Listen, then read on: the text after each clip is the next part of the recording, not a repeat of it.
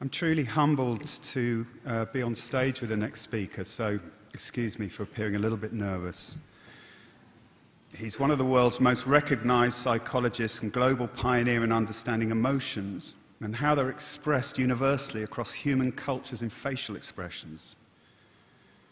He's written a dozen books and 100+ articles. He's received numerous awards. In 2001, he was recognized as one of the most influential psychologists of the 20th century, and he's a little jet-lagged. It gives me the very greatest pleasure to introduce Professor Paul Ekman. Well, thank you very much. I'm going to begin by trying to unpack just what emotions are. When you talk about emotional intelligence, we have to know what is it that we're talking about. So I'm going to start at the beginning with the knowledge base that you should have about what emotions are, and then with that knowledge base, elucidate 4 or 5 skills that can be acquired that make you a more emotionally intelligent person. So first, the knowledge base. Oh, and I do encourage questions at any point.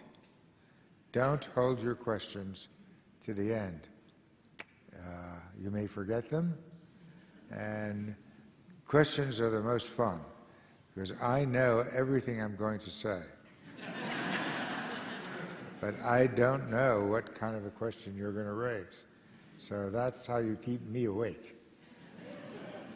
You might say, or you should say, or I'd hope you would be thinking at this moment, well, how many of these discrete modules are there? I mentioned 2, anger and fear. How many more?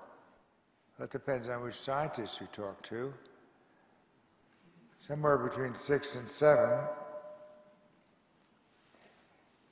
Here's the 5 that everyone agrees about. When I say everyone, I mean every scientist from East and West who has studied emotion over the last 100 years agrees that these exist.